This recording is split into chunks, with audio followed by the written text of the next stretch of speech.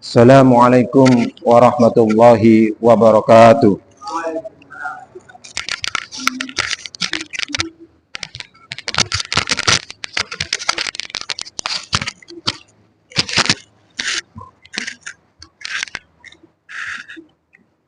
Innal hamdalillah nahmaduhu wa nasta'inuhu wa nastaghfiruh wa na'udzu billahi min shururi anfusina wa sayyiati a'malina.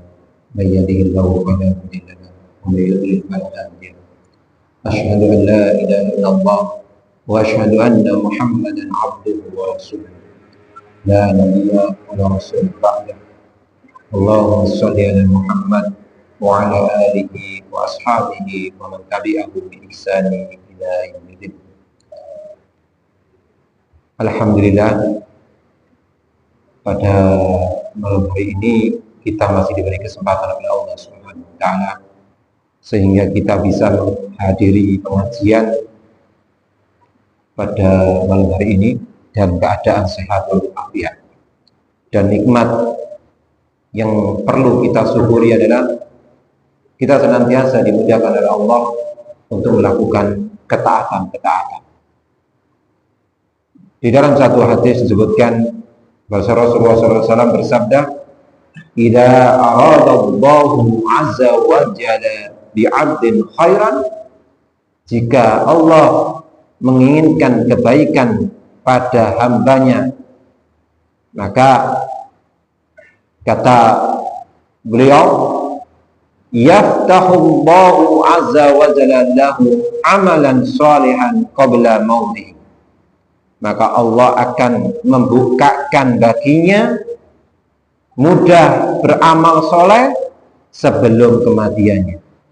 Wa yaqbidu alaih, kemudian Allah wafatkan di atas ketaatan. Ini adalah nikmat yang sangat besar. Senantiasa diberikan kemudahan oleh Allah untuk melakukan ketaatan-ketaatan. Salat serta salam tetap tercurahkan kepada Nabi kita Muhammad SAW, karena beliau telah menunjukkan kepada kita sehingga kita bisa membedakan mana yang hak dan mana yang batil. Maka hendaklah kita menjadi hambanya senantiasa bersolawat kepada beliau, apalagi ketika hari Jumat. Ya, Rasulullah SAW mengatakan, "Aksiru alayya minas sholati fi kulli yaumin jum'atin fa inna sholata ummati tu'radu alayya fi kulli yaumi jum'atin." Perbanyaklah salat kepadaku setiap hari Jumat, karena setiap hari Jumat salawat hambaku diperlihatkan kepadaku. Faman kana aktsaruhum alayya sholatan kana aqrabuhum minni manzilatan. Siapa memperbanyak sholawat kepada Rasulullah SAW, maka nanti kedudukannya paling dekat bersama Nabi Muhammad SAW. Jamaah rahimani wa rahimakumullah. Tentunya kita hidup ini pengen selamat. Tentunya kita hidup ini pengen masuk surga.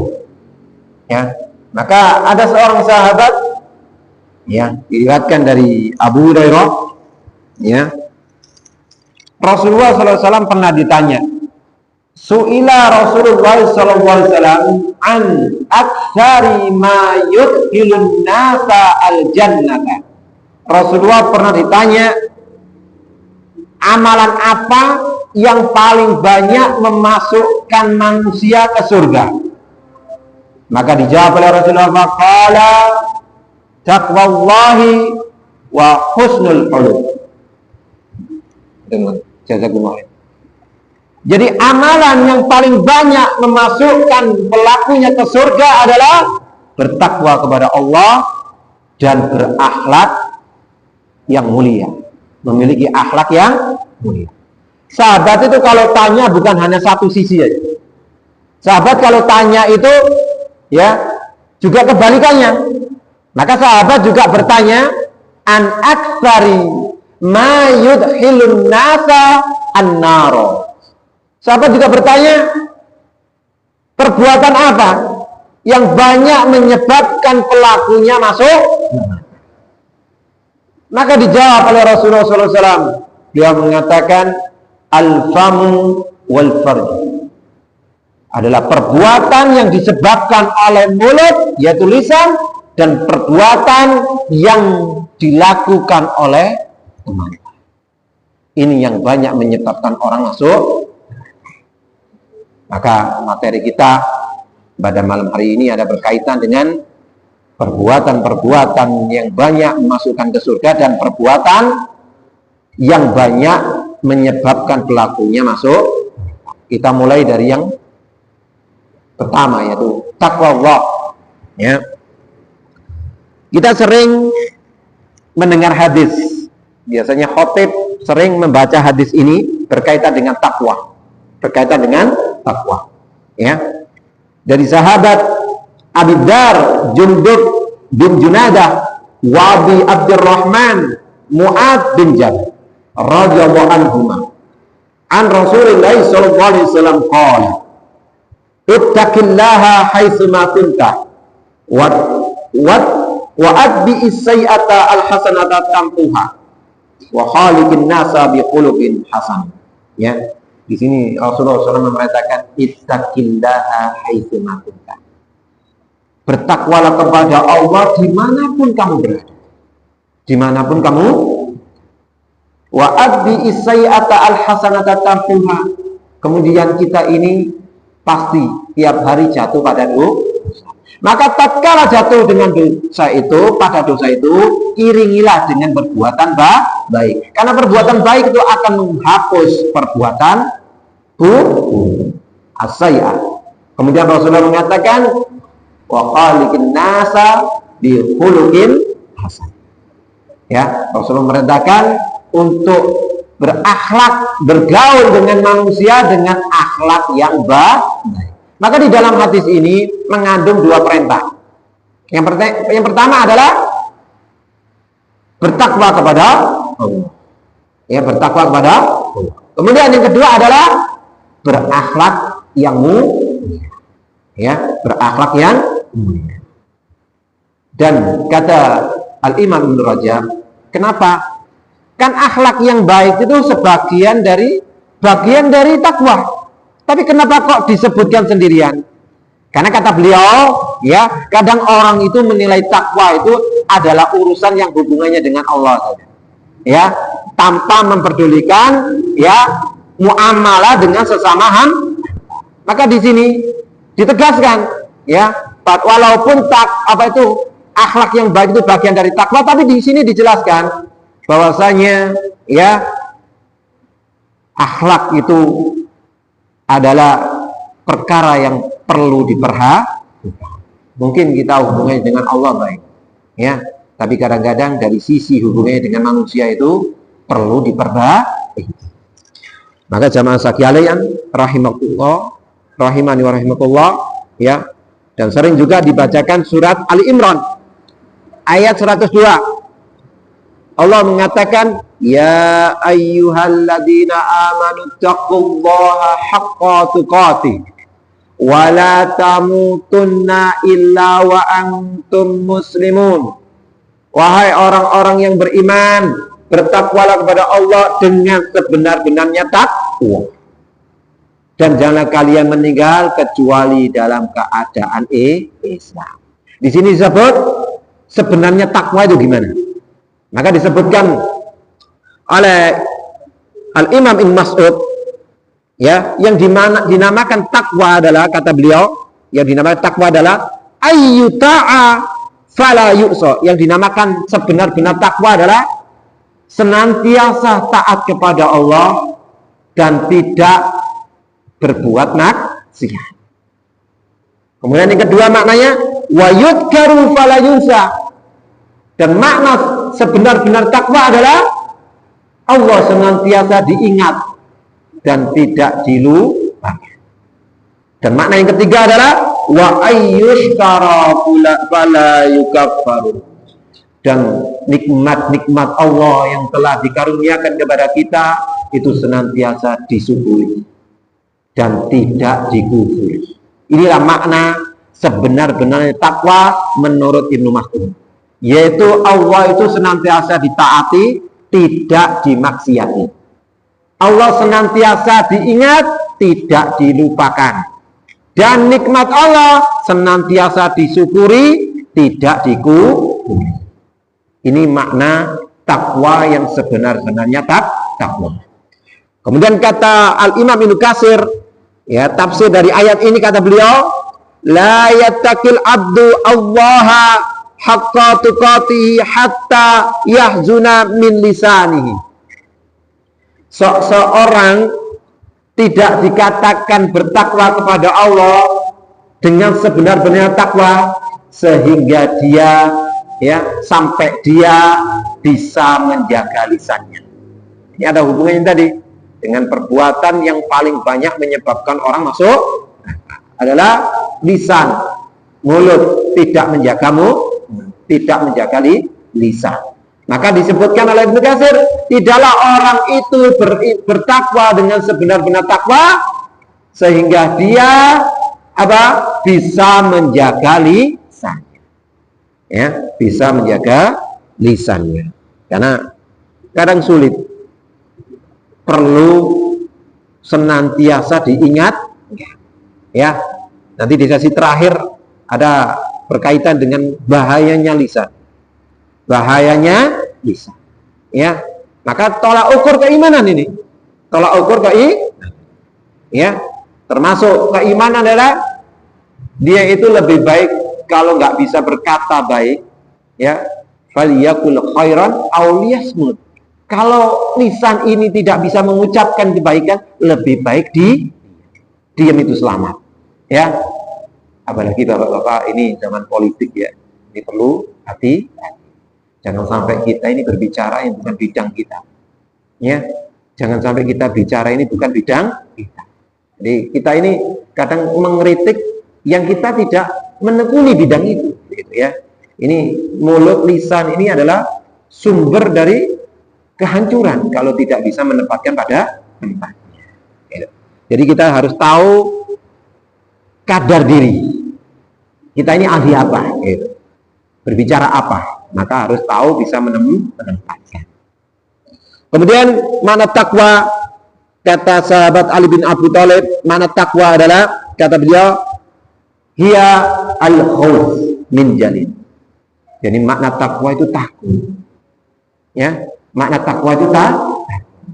Semakin dia itu tahu, semakin tahu ilmunya, semakin tahu kalau itu dilarang, semakin tahu kalau itu diperintahkan, maka takut, senantiasa mengerjakan perintah dan meninggalkan larang. Karena intinya ilmu itu ala ilmu khasyah, ilmu itu takut. Jadi bertambahnya ilmu seharusnya bertambah takut. Innama yakhsyallaha min ibadihi al-ulama. Ya, sesungguhnya orang-orang yang takut kepada Allah adalah dari kalangan hambanya adalah orang yang berilmu. Dari kalangan ulama orang yang punya ilmu.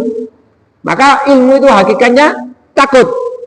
Kemudian kata sahabat Ali, mana takwa yang kedua adalah wal amalu bitanzil. Beramal dengan apa yang diturunkan oleh Allah Subhanahu wa taala. Yaitu beramal dengan Al-Qur'an was sunnah. Kemudian yang ketiga ada wal qanaatu bil qalil. Senantiasa qanaah, merasa cukup dengan apa yang telah dititipkan Allah kepada kita. Ya, karena semuanya ini akan dimintai pertanggungjawaban. Ya, karena di zaman seperti ini kadang-kadang manusia tidak memperdulikan untuk mendapatkan harta. Ya, kita saksikan sendiri. Ya, penipuan itu sekarang. Ya, subhanallah, begitu ya di media di online, di media sosial, penipuan mengatasnamakan minta pulsa, minta ini, dan orang-orang seperti itu nggak takut bahwasanya semuanya akan dimintai pertanggung. Maka benar yang disebutkan oleh Rasulullah, la ya'tiyanna za'alan nasi zamanun, akan datang kepada manusia suatu zaman, la yubalil mar'u bima akhadha mal, yang mana orang-orang tidak mempedulikan bagaimana cara mengambil harta. Amin halalin, amin haramin. Apakah caranya itu dari yang halal atau dari yang haram? Yang penting mendapatkan penghasilan. Dan ini orang yang tidak mengerti akibat dari perbuatan itu. Kemudian makna takwa yang terakhir kata sahabat Ali bin Abi Thalib adalah wastidadu liyaumir rahim. Persiapan untuk perjalanan yang amat jauh. Perjalanan luar kota itu kadang-kadang kita perlu persiapan beberapa hari. Mulai disiapkan tasnya, mulai disiapkan pakaiannya, ya. Bahkan ketika ke luar negeri mungkin umroh perlu beberapa bulan sudah dipersiapkan. Lalu gimana dengan perjalanan ke akhirat? Ya, perjalanan ke akhirat, perjalanan amat jauh. Maka kata sahabat Ali, persiapan untuk perjalanan yang amat jauh, yaitu bekal kita. Ya, bekal kita. Kemudian makna takwa kata Umar bin Abdul Aziz, makna takwa adalah laisa taqwallahi bi siyamin nahar wala bi qiyamil lail wa tahliti fima baina dzalika. Bukanlah makna takwa itu sekedar hanya sholat malam. Ya, sholat malam bagian dari ketakwaan, tapi bukan sekedar makna takwa hanya sekedar sholat malam. Dan bukan sekedar puasa di siang hari atau menggabungkan keduanya, bukan. Tapi kata beliau, makna takwa yang sebenarnya adalah walakinna taqwallahi tarku ma haramallahu wa ada'u maftaradallahu. Tetapi makna takwa adalah meninggalkan apa yang diharamkan oleh Allah dan melaksanakan apa yang diperintah oleh Allah. Ini makna takwa. Kemudian makna takwa adalah yakni al-khaufu minallahi ta'ala fi sirri wal alaniyah. Ya, makna takwa adalah takut kepada Allah dalam kondisi sendiri, sembunyi, ya, sendirian, dan juga dalam di hadapan khalayak umum. Takut pada Allah di depan khalayak umum itu mudah. Tapi takut kepada Allah dalam kondisi sendirian, ini yang berat. Ya, nah, inilah makna takwa.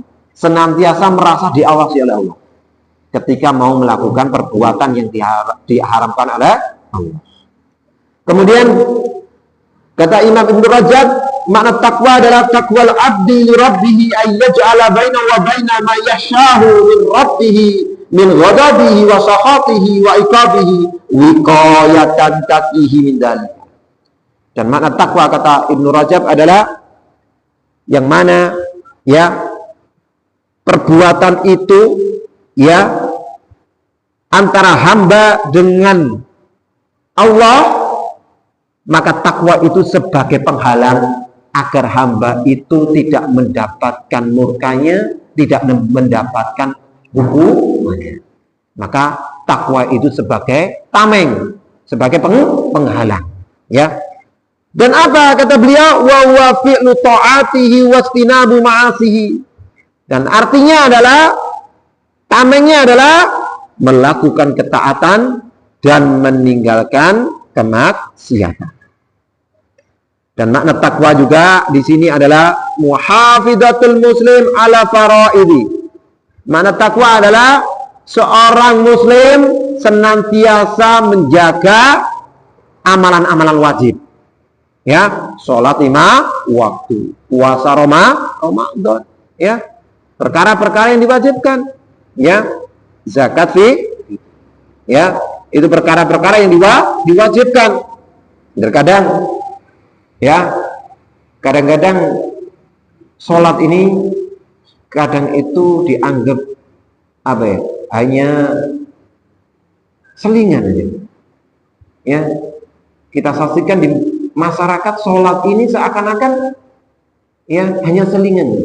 Kalau nggak sibuk sholat, ya, bahkan ditunda-tunda, kadang-kadang waktunya ditunda, ya. Padahal sholat ini adalah amalan yang pertama kali akan dihisab. Maka hakikatnya hidup ini ya menunggu. Ya. Dulu ada seorang mu'allaf ya. Beliau seorang mu'allaf yang sangat luar biasa, namanya Ko Stephen. Ya, beliau punya kata-kata yang luar biasa. Ya, dia mengatakan seperti ini. Hakikatnya hidup itu menunggu. Hakikatnya menunggu sholat dan menunggu di sholat. Ya, kita ini maghrib menunggu waktu isya. Isya menunggu waktu subuh. Subuh menunggu waktu duhur. Duhur menunggu waktu sampai di sholat. Beliau rahimahullah, semoga Allah mengampuni beliau. Beliau sudah ya, luar biasa. Beliau seorang mu'alaf yang mencontohkan kepada kita bagaimana arti pengorbanan. Ya, ketika COVID itu beliau ya menjual asetnya untuk membantu orang, luar biasa. Terus Stephen dia ini orang-orang dari Tionghoa ya, luar biasa. Ini saya kata-katanya saya selalu ingat itu saya itu ya. Hidup itu menunggu itu. Ya, hidup itu menunggu. Maka kadang-kadang sholat ini hanya sekedar sebagai selingan. Dan bahkan naudzubillah min dzalik, ada orang yang ya sampai meninggal nggak sholat. Sampai meninggal nggak sholat. Ya, kadang yang menyedihkan itu nggak pernah sholat ke masjid, tetapi ketika meninggal disolatkan di masjid. Ini adalah kondisi yang sangat menyedihkan. Tidak pernah ke masjid, tapi jenazahnya disolatkan di masjid. Maka ini adalah kondisi yang sangat menyedihkan. Ya. Kemudian makna takwa berikutnya adalah kata Talab bin Habib rahimahullah, kata beliau makna takwa adalah anta'mala bi ta'atillah ala nurin minallah tarju sawaballah. Jadi makna takwa itu melakukan ketaatan itu di atas ilmu, tahu kalau itu diperintah Allah dan mengharapkan pahala dari Allah. Kita beribadah mengharapkan pahala, tapi hanya dari Allah. Itu ketaatan, ya. Jadi perlu ilmu. Jadi bukan sekedar ikutan. Begitu juga makna takwa adalah antatrukal maksiatallah ala nuri minallah takhafu adaballah. Makna takwa adalah meninggalkan maksiat di atas ilmu, tahu kalau itu dilarang oleh Allah dan takut diazab oleh Allah. Ini makna takwa, ya. Kemudian yang kedua, perbuatan yang banyak menyebabkan orang masuk surga adalah akhlak yang mulia, dan Rasulullah diutus untuk menyempurnakan akhlak, ya. Dan ini perlu diperhatikan betul, karena kadang-kadang manusia hanya memperhatikan hubungannya dengan Allah, tapi tidak memperdulikan hubungannya dengan sesama makhluk, sesama hamba. Kata Hasan Al-Basri, makna takwa, makna akhlak, ya, husnul khuluq, yakni al-karamu wal badla wal ihtimal. Kata Imam Hasan Al-Basri, makna akhlak adalah al-karam, jadi ramah, wal badla dermawan, wal ihtimal tidak mudah marah. Tidak mudah marah, ya. Maka kadang-kadang yang sulit itu kita kepada anak-anak kita. Kita pada anak-anak kita, ya. Kadang-kadang tanpa sadar kita berbuat zalim kepada keluarga kita, pada anak kita, pada istri kita, tidak bisa menahan amarah. Dan akhlak yang baik adalah kata Asy-Sya'bi, al-badlatu wal atiyatu wal bisrul hasan. Makna akhlak yang baik adalah dermawan, suka memberi dan memasukkan kebahagiaan kepada orang lain. Ya, memasukkan kebahagiaan kepada orang lain. Menghibur, motivasi mungkin, ya. Kemudian kata Ibnu Mubarak, akhlak yang baik itu adalah bastul wajhi. Ya, ketika ketemu orang itu dengan senyum. Walaupun mungkin punya masalah. Ya, punya masalah. Jadi ketemu orang senyum. Itu salah satu tanda akhlak yang baik. Kemudian badlul ma'ruf. Badlul ma'ruf, ya, gemar melakukan kebaikan. Gemar melakukan kebaikan. Dan juga makna dari akhlak yang baik adalah kaful adza, menahan diri tidak menyakiti orang. Maka harus introspeksi diri, ya. Jangan-jangan ucapan kita menyakiti orang. Jangan-jangan komentar kita di media sosial itu menyakiti orang. Maka orang yang akhlaknya baik, dia akan senantiasa menjaga dirinya supaya tidak menyakiti orang lain. Kemudian makna dari akhlak yang baik ini kata Imam Ahmad adalah husnul khuluq alla taghdaba wa la tasjada. Akhlak yang baik adalah tidak mudah marah dan tidak mudah naik darah. Ya. Dan akhlak yang baik adalah antahmila ma yakunu minan nas. Ya, menahan amarah di depan manusia. Dan ada hadis itu berkaitan dengan marah. Ya. La taqdab, la taqdab, la taqdab. Falakal jangan marah, jangan marah, jangan. Maka ini adalah orang mempunyai akhlak yang baik adalah tidak mudah.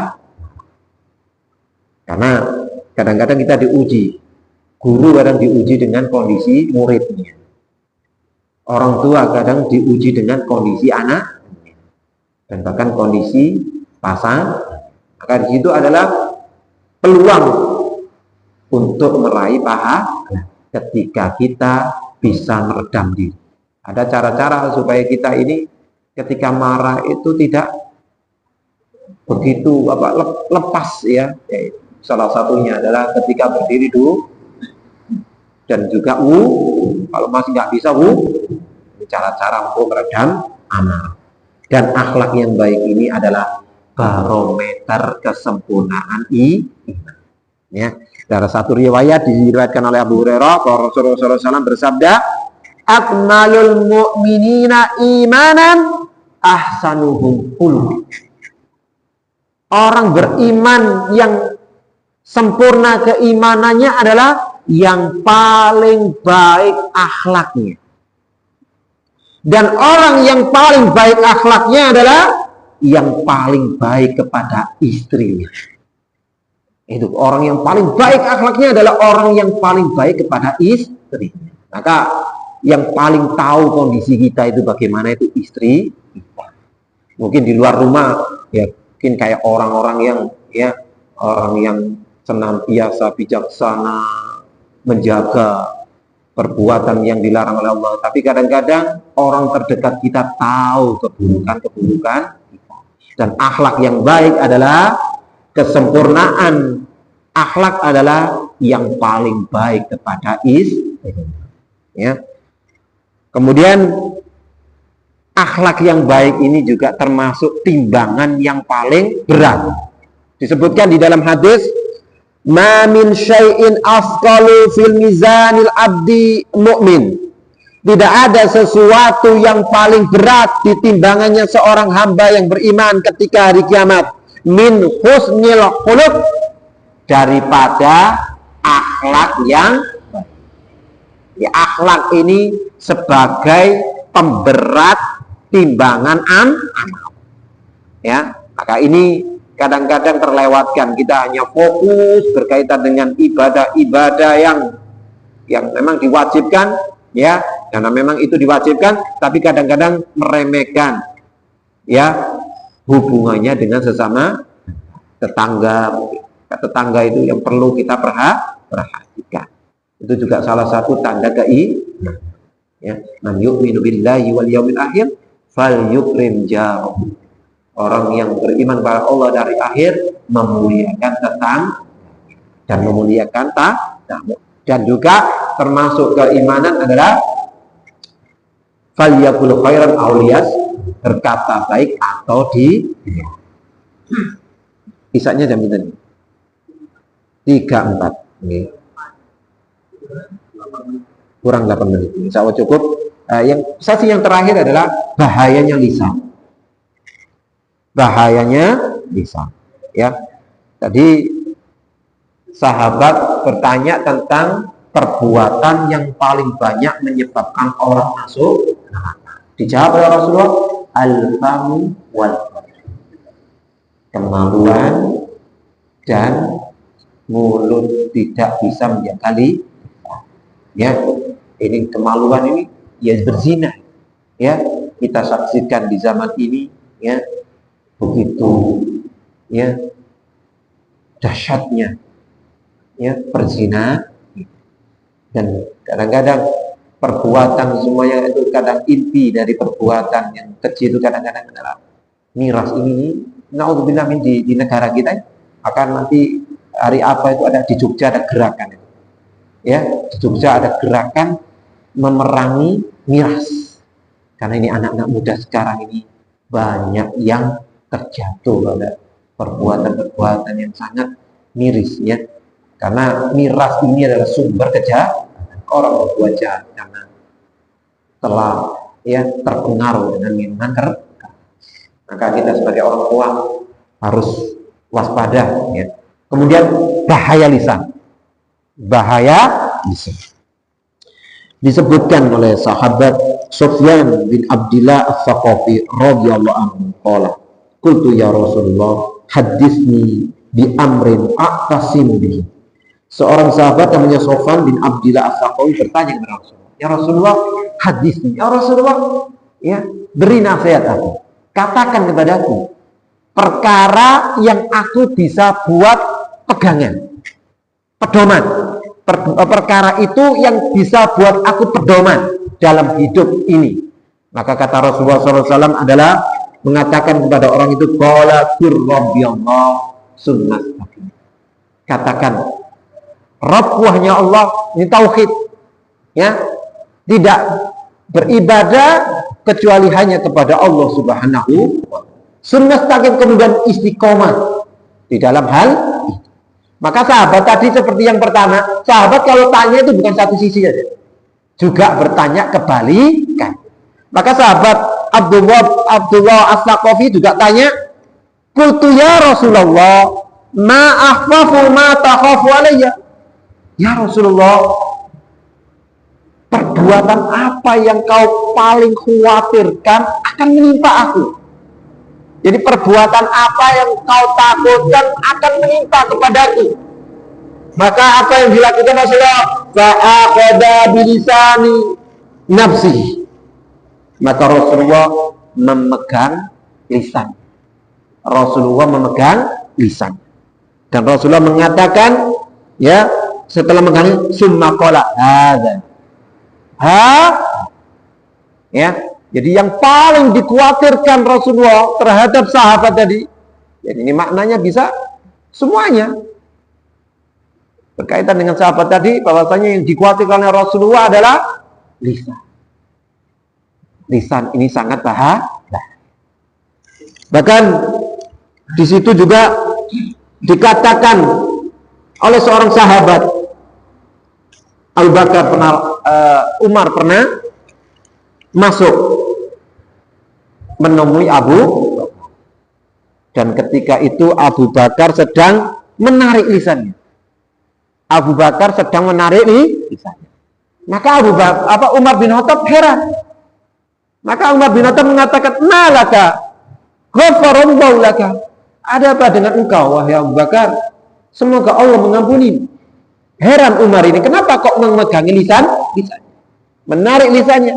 Maka kata Abu Bakar mengatakan, wa qala Abu Bakrin, inna hadza auradani al-mawarid.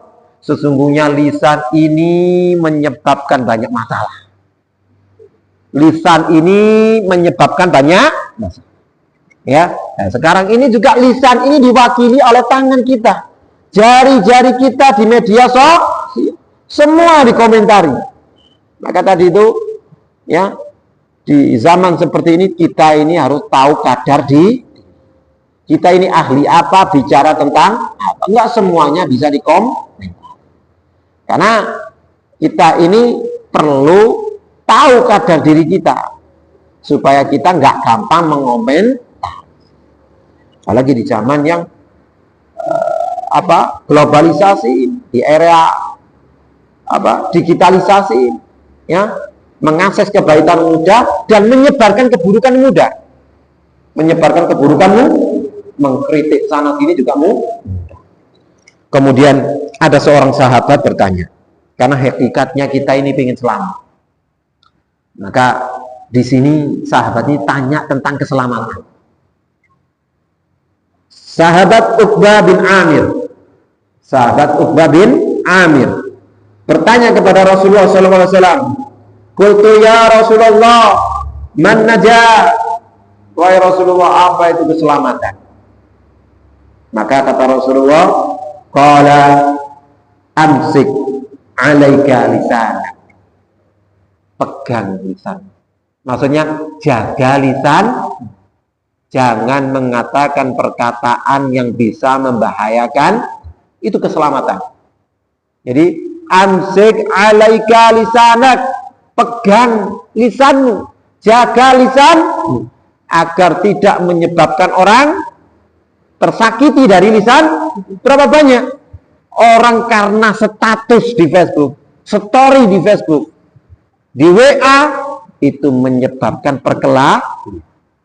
ya, menyebabkan maka perlu dijaga jari jemari kita agar tidak menulis sesuatu yang menyebabkan orang lain tersakiti dari komentar kita, dari tulisan kita.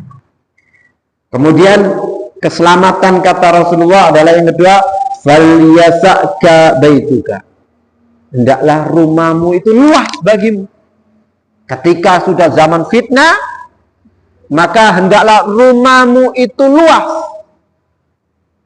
Maksudnya di sini adalah supaya dia ketika banyak fitnah itu lebih baik banyak tinggal di rumah daripada keluar, ya, membahas sesuatu yang bisa menyebabkan binasa. Nah ini maksudnya supaya dia itu lebih banyak di rumah daripada terjerumus pada perkara yang bisa membina. Adapun keluar rumah yang bermanfaat, ya ini tidak dipermasalahkan. Maksudnya di sini adalah daripada keluarnya itu menyebabkan dia binasa, lebih baik dia banyak diam di rumah melakukan ketaatan.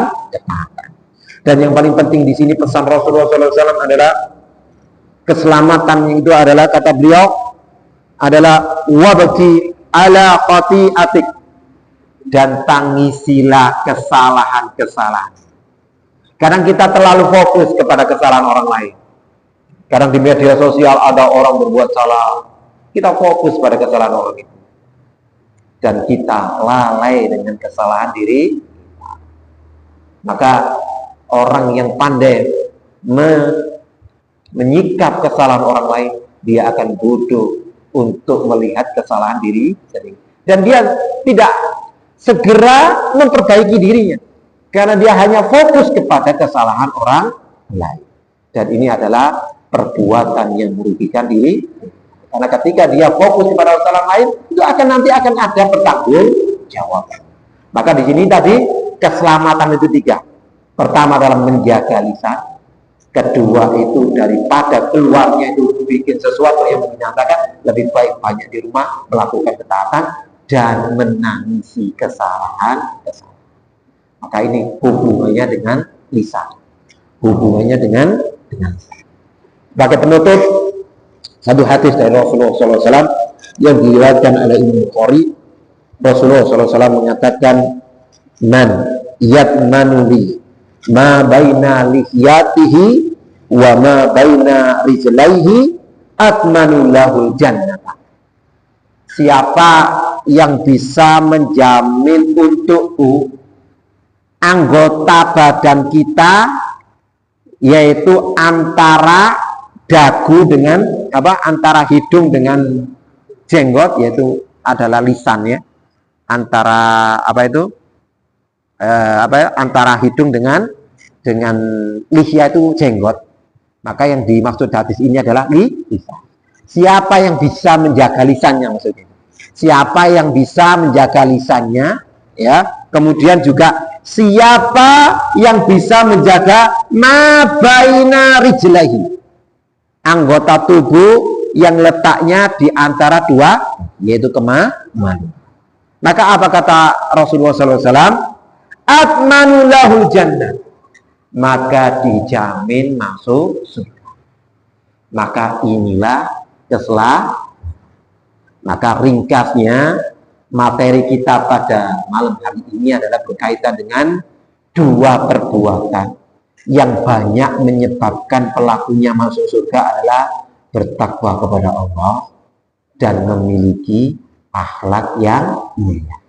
Dan perbuatan yang banyak menyebabkan pelakunya masuk neraka adalah perbuatan yang disebabkan dari kemaluan, yaitu berzina, dan perbuatan yang disebabkan dari lisan, yaitu menyakiti orang lain, mengatakan perkataan yang bisa menyakiti orang lain. Maka hendaklah kita satu, ya dengan menuntut ilmu seperti ini, ikhtiar kita supaya kita selamat. Dua, kita senantiasa memohon kepada Allah. Maka ada doa yang bermateri yang tak kemarin yang perlu kita senantiasa panjatkan kepada Allah. Materi yang kemarin yaitu apa? Allahumma ati nafsi taqwa wa zakkiha anta khairu man anta waliyuha wa mawla. Ya Allah, karuniakanlah kepadaku ketakwaan dan sucikanlah jiwa-jiwaku, karena Engkau adalah zat yang paling baik, sebaik-baik zat yang mensucikan jiwa, dan Engkau adalah penjaga jiwa dan pelindung jiwa. Maka ini harus kita senantiasa panjatkan kepada Allah agar kita menjadi orang selamat. Semoga yang sedikit ini bermanfaat bagi kita semua, dan semoga kita ini dimudahkan mengamalkan apa yang sudah kita tutup majlis kita pada hari ini dengan doa kafaratul majlis. Asyhadu an la ilaha illallah wa akhirah. Assalamualaikum warahmatullahi wabarakatuh.